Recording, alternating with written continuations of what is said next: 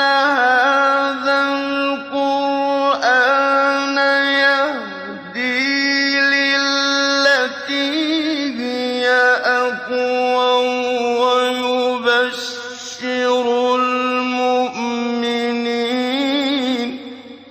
ويبشر المؤمنين الذين يعملون الصالحات أن لهم أجرا كبيرا.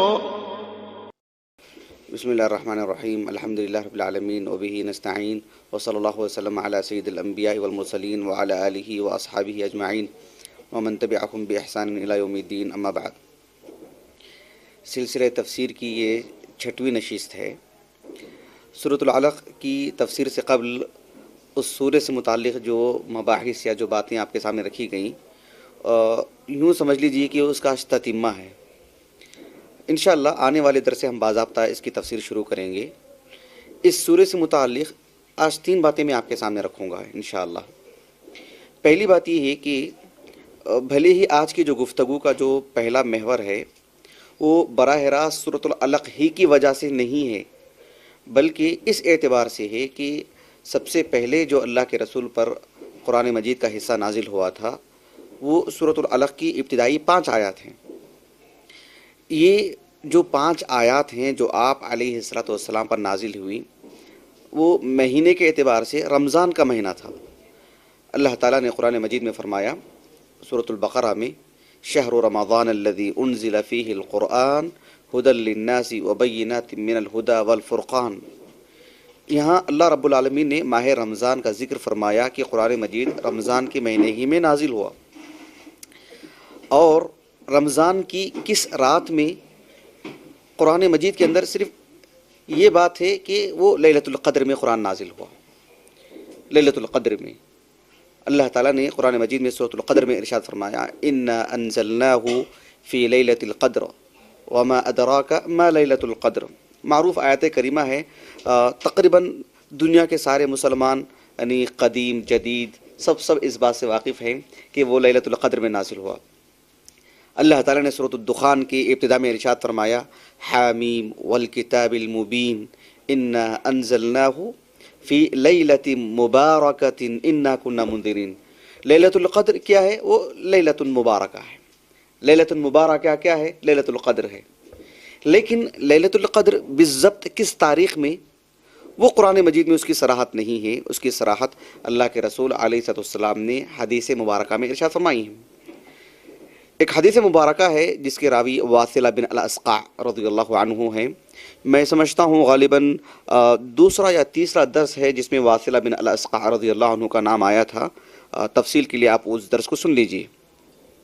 وہ صحابی رسول کہتے ہیں کہ آپ علیہ السلام نے جو آسمانی وہ کتابیں جن کا ذکر قرآن مجید میں ہے ان کی تفصیل بتلاتے ہوئے اللہ کے رسول صلی اللہ علیہ وسلم نے کہا انزلت صحف ابراہیم فی اول لیلۃ من رمضان.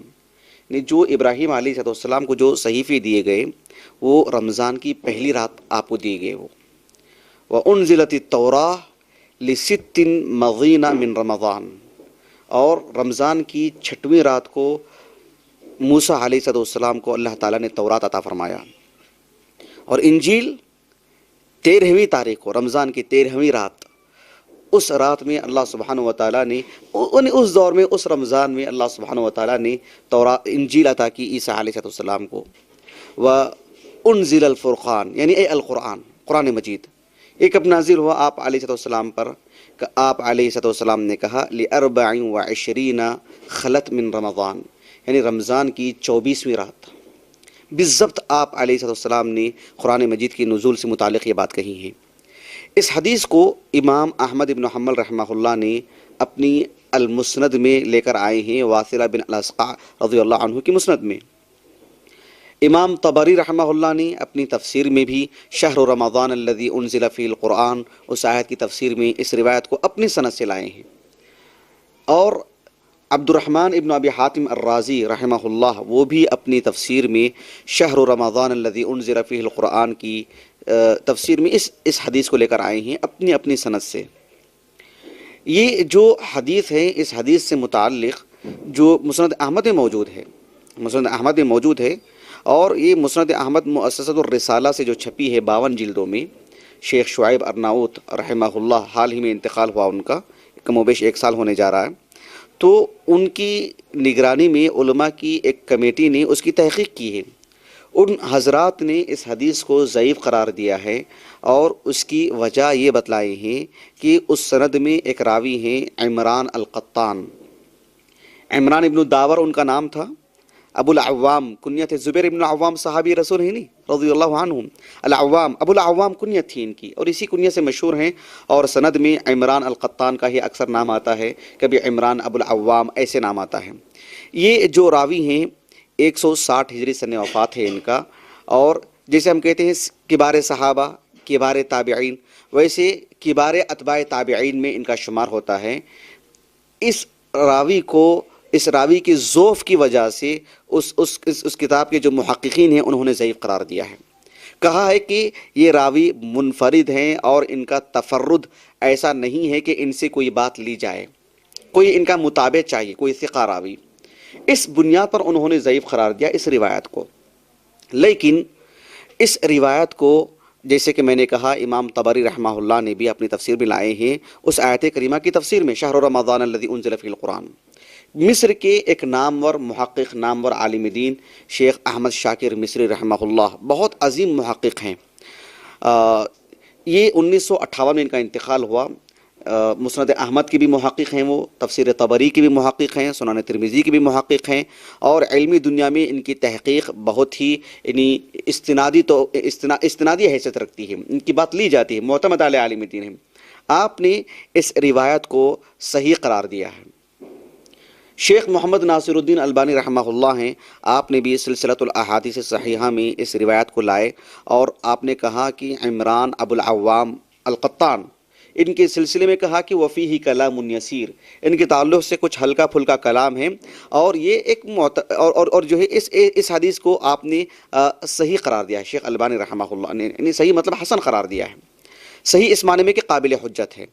تو یہ عمران القطان جو ہے وہ جن سے روایت کرتے ہیں وہ قتادہ ابن دعامہ السدوسی ہیں، اور ابن شاہین رحمہ اللہ کہتے ہیں کہ عمران القطان رحمہ اللہ قتادہ ابن دعامہ السدوسی رحمہ اللہ کے یعنی خاص تلامذہ میں سے ہیں، اور ان پر ملا جلا کلام ہے، بیشتر کچھ محدثین نے ان پر کلام بھی کیا ہے، اور بیشتر محدثین نے ان کی سلسلے میں توثیق اور جو ہے صالح الحدیث، یکتب حدیث ہو، اس جیسے ملتے جلتے الفاظ کہے ہیں۔ اسی بنیاد پر شیخ البانی رحمہ اللہ نے ان کو حسن الحدیث قرار دیا ہے، اور حافظ ابن حجر رحمہ اللہ نے بھی ان کو صدوق ہی کہا ہے۔ کہنے کا مطلب یہ ہے کہ یہ روایت اللہ کے رسول علیہ السلام سے ثابت ہے، تو گویا کہ قرآن مجید کے نزول سے متعلق ہم یہ بات کہہ سکتے ہیں کہ یہ 24ویں رات کو نازل ہوا۔ آج کے درس سے متعلق ایک اور بات جو مجھے آپ کو کہنا ہے وہ یہ ہے کہ آپ علیہ السلام پر قرآن مجید جو نازل ہوا ہے وہ اللہ کے رسول علیہ السلام کی اس حالت میں نازل ہوا ہے جبکہ آپ بیدار رہتے تھے۔ میں قرآن مجید کی بات کر رہا ہوں، پوری شریعت کی نہیں۔ آپ علیہ السلام کو اللہ سبحانہ وتعالیٰ نے نیند کی حالت میں بھی وحی نازل کی ہے، اور انبیاء علیہ السلام کے خواب شریعت کا ایک حصہ ہوتے ہیں، شریعت میں ایک درجہ رکھتے ہیں۔ لیکن میں جس نقطے کی طرف آپ کی توجہ دلانا چاہتا ہوں وہ یہ کہ صحیح بخاری کی جو ابتدائی احادیث میں سے جو معروف حدیث ہے، حدیث عائشہ رضی اللہ عنہا، جس میں ام المومنین عائشہ رضی اللہ عنہا کہتی ہیں کہ آپ علیہ السلام پر جب آپ کو نبی بنایا گیا تو آپ کو نبوت سے پہلے 6 مہینے کی جو مدت رہی ہے اس میں خواب بتلائے جاتے تھے، خواب دکھائے جاتے تھے، اور وہی چیز دن میں آپ کو نظر آتی تھی۔ یعنی خواب میں آپ دیکھتے تھے کہ پتھر آپ کو سلام کر رہا ہے، اور دن میں آپ جا رہے ہیں تو پتھر آپ کو سلام کرتا ہوا نظر آتا ہے۔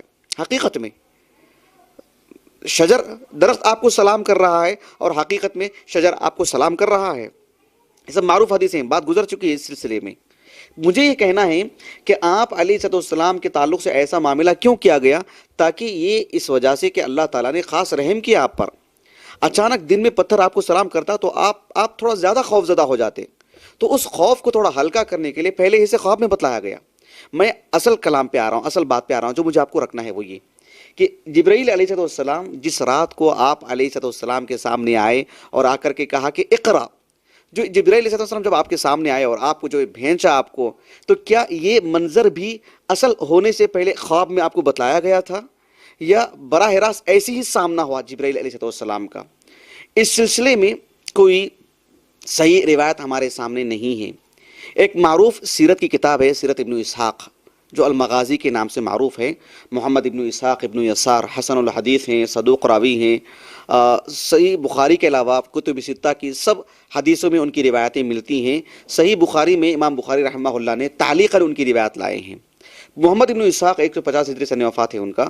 انہوں نے جو المغازی لکھی ہے, علمی دنیا میں اس کی ایک شہرت ہے, اس کا ایک مقام ہے.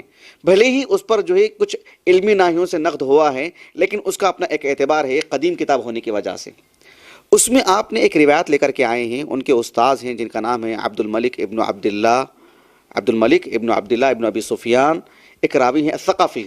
ان کے سلسلے میں کوئی خاص بات مجھے نہیں معلوم ہو سکی کہ وہ ان کے سن ولادت, سن وفات یا جو ہے وہ کہاں کے ہیں, مجھے کوئی خاص بات نہیں معلوم ہو سکی ہے ان سلسلے میں. البتہ محمد ابن اسحاق رحمہ اللہ نے ان الفاظ میں انہیں یاد کیا ہے کہ جس سے ان کی توثیق معلوم ہوتی ہے.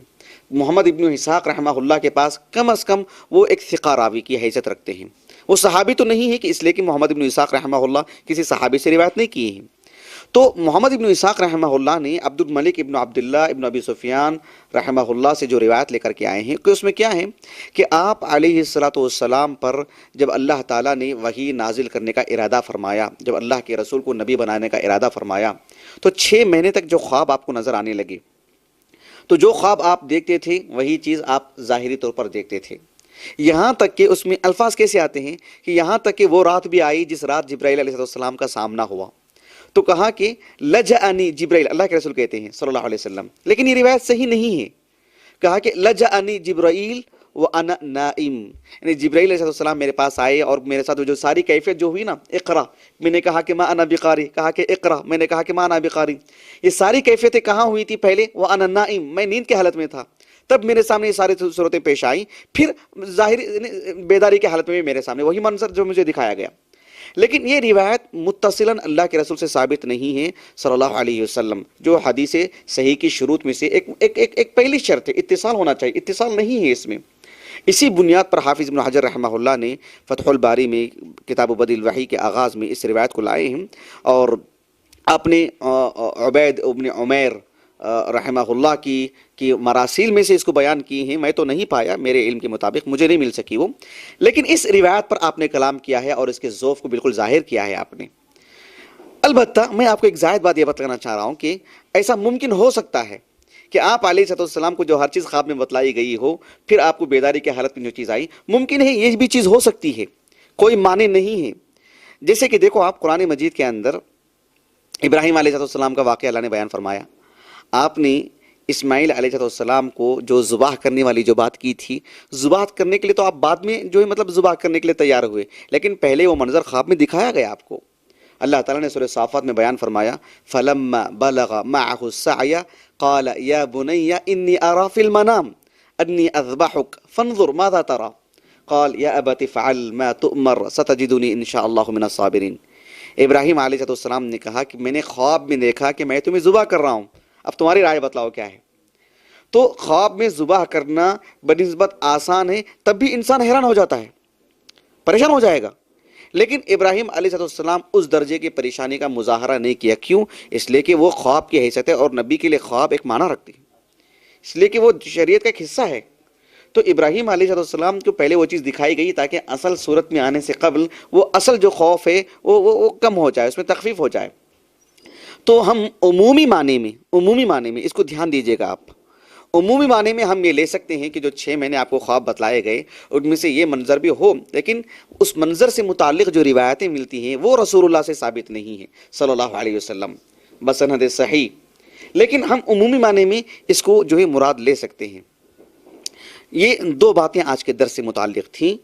تیسری بات جو آج کے درس سے متعلق ہے وہ یہ کہ آپ علیہ الصلوۃ والسلام پر جب جبرائیل علیہ الصلوۃ والسلام آئے اور آ کر کے کہا کہ یا محمد اقرا، کہا کہ آپ پڑھو، تو یہ بات ہے کہ کیا جبرائیل علیہ الصلوۃ والسلام نے زبانی کہا تھا کہ اے محمد اقرا، یا محمد اقرا کہ تم پڑھو، کیا پڑھو جو میں آپ کو پڑھ کے سناؤں گا، اقرا بسم ربک الذی خلق، کیا اس میں صرف پڑھ کر سنائی جانے والی بات تھی جس سے اللہ کے رسول علیہ السلام سنتے اور سن کر کے دہرانے والی بات ہو، یا جبرائیل علیہ السلام کوئی ورقہ لے کر کے آئے تھے، کوئی کتاب لے کر کے آئے تھے اور وہ پیش کیے تھے کہ چلو اس کو پڑھو اقرا، اور اللہ کے رسول نے کہا کہ میں پڑھنا نہیں جانتا ہوں صلی اللہ علیہ وسلم۔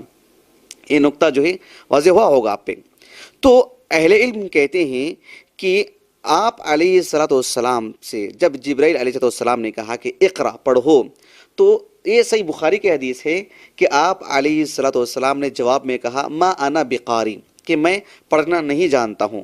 کہا کہ یہ اسلوب، یہ انداز عربی زبان میں اسی وقت استعمال کیا جاتا ہے جب آپ کے سامنے کوئی لکھی ہوئی چیز پیش کی جائے، جب آپ کو پڑھ کر کے سنانے والی بات ہو تو ما انا بقاری والی بات بیکار ہوتی ہے، مطلب وہ کوئی جواب ہی نہیں، وہ کوئی بات ہی نہیں ہوگی۔ وہ جیسے میں کہوں کہ میں کچھ بولتا ہوں آپ دہرائیے، تو آپ ما انا بقاری والا جواب نہیں کہ پیش کرتے، مجھے پڑھنا نہیں آتا۔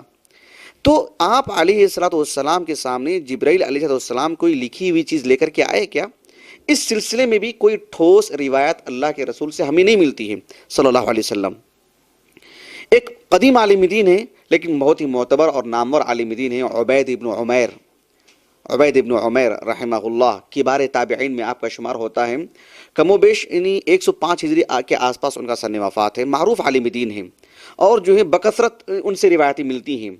عمومی طور پر ہم لوگ جو ہے کچھ علماء کے نام سے واقف ہیں، ورنہ جو ہے اللہ تعالیٰ نے شریعت کی تحفظ کے لیے جن علماء کا انتخاب کیا وہ ہزاروں پر ہیں، وہ ہم 1 2 3 سے واقف ہیں، وہ تو ہزاروں کے ہیں۔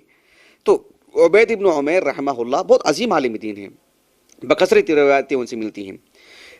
ان سے ایک روایت ملتی ہے جو مرسل روایت ہے، اس میں یہ بات ہے جیسے کہ سیرت ابن اسحاق میں بھی وہ جو ہے مطلب اختصار کے ساتھ وہ موجود ہے۔ ابن حجر رحمہ اللہ نے فتح الباری میں ذکر کیا ہے سورۃ العلق کے ابتدائی مباحث میں کہ آپ علیہ الصلوۃ والسلام نے کہا کہ جو ہے جبرائیل علیہ السلام نے ریشم کا ایک کپڑا تھا، ایک ٹاٹ تھا، مطلب ایک طرح کا خوبصورت کپڑا، اس میں ایک ورق لے کر کے آئے تھے کچھ کتابی شکل میں، اور وہ میرے سامنے پیش کیے، کہا کہ اقرا یا محمد، یعنی یا محمد اقرا، اس کو پڑھو۔ تو اس بنیاد پر آپ علیہ السلام نے کہا کہ ما انا بقاری، یعنی میں اس علاقے کا آدمی ہوں جہاں کوئی بھی لکھنا پڑھنا نہیں جانتے ہیں، میں بھی لکھنا پڑھنا نہیں جانتا ہوں۔ یعنی آپ کچھ کہتے ہیں تو میں اس کو دہرا دوں تو الگ چیز ہے، لیکن کچھ لکھا ہوا ہو، مجھے کیا معلوم کہ کیا لکھا ہوا ہے۔ حدیبیہ کے موقع پر جو صلح ہوئی تھی، آپ علیہ السلام نے کہا تھا نہیں کہ جو ہی مطلب محمد الرسول اللہ میں رسول اللہ سے انہیں اتفاق نہیں ہے، مٹا دو۔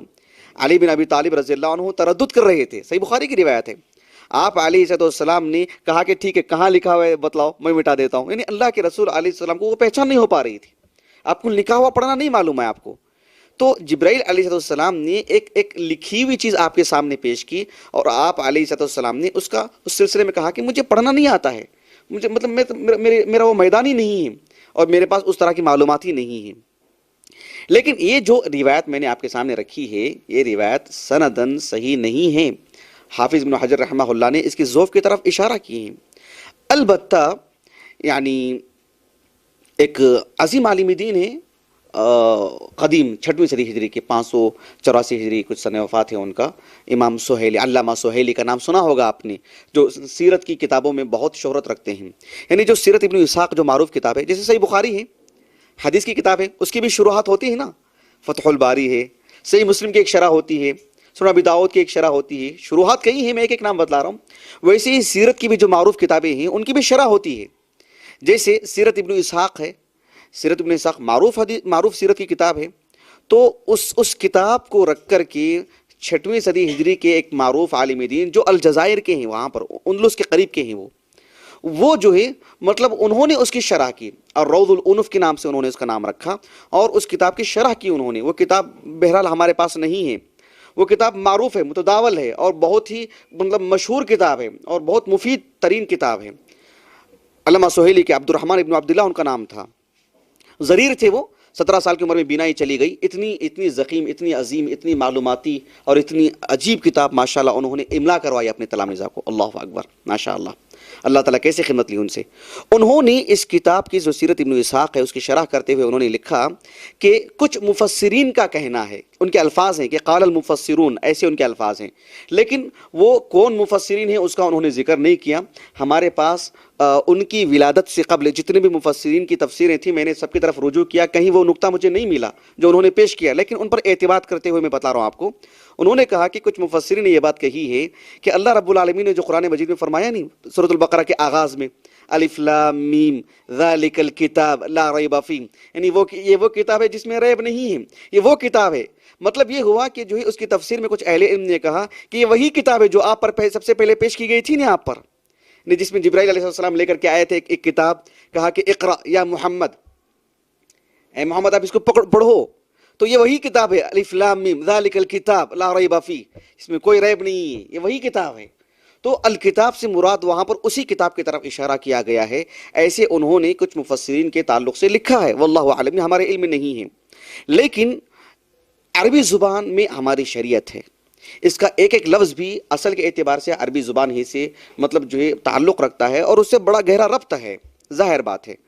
तो अरबी ज़ुबान में जब हम कहते हैं ना अल-क़िराअह, इक़रा जब हम कहते हैं, अल-क़िराअह का जो अरबी में जो माना होता है, एक माज़ी करीब के एक आलिम दीन है, इंतकाल हो गया उनका, शेख अब्दुर्रहमान अल-मैदानी, दक़ाइक़ुत तफ़क्कुर उनकी किताब है तफसीर से मुताल्लिक़, तो हमारे पास मौजूद है अल्हम्दुलिल्लाह 15 जिल्दों में। उन्होंने लिखा कि अल-क़िराअह जब अरबी ज़ुबान में कहते हैं उसका मतलब ही यही होता है कि मुताबअतुन नुत्क़ फ़ी कलामिन मकतूब अला विफ़क़िल ख़त्त, यानी जब अरबी ज़ुबान में अल-क़िराअह कहते हैं तो उसका माना ही यही होता है कि जो लिखा हुआ है आप उसको हुबहू पढ़ें, उसके मुताबिक पढ़ें, उसके मुताबिक अल्फाज जारी करें, जो लिखा हुआ है, समझ रहे हैं। किसी की सुनी हुई बात को जारी करने के लिए अल-क़िराअह नहीं कहा जाता। जब आप देखते हैं, देख करके किसी चीज़ को पढ़ते हैं, उसको जो है मतलब दोहराते हैं, तो उसी चीज़ का नाम अरबी ज़ुबान में अल-क़िराअह है।